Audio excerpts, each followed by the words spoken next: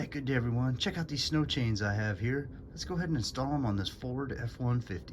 This is all the things that came in it. Got 2 chains, a set of gloves, some directions, and some extra clips too.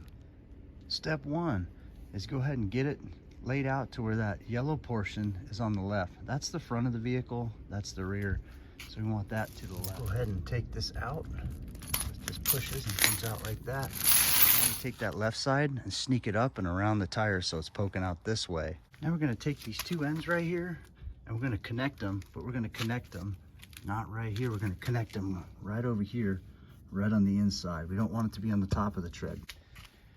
Okay, now we're going to take this flat green connector here, right here. We're going to hook it to the last link of this yellow chain end.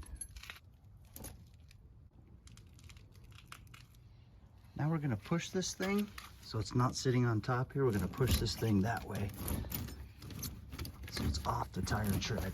Okay, now we're going to take this red one here and take this. I'm going to go up and around that there. Pass this through here. Okay, so the red one goes through here, through that, and up through here. We're going to go all the way through this loop. Run that thing all the way through there. This is your tensioner here. So now we go ahead and hook this into our yellow. There we go. Okay, let's say your snow chain's too loose. You can tighten it up here. You can take this and hook it through there, right? So you have all this room for tensioning here. You can close that gap up. Same thing with down here. You can hook this into something farther up here. I'm gonna go ahead and move the vehicle a little bit to take the tension out of it. So you can see now after I moved it, got some slack here. So what I need to do is go ahead and take this off of here and tighten it up some more. Now I can bring it up closer to here.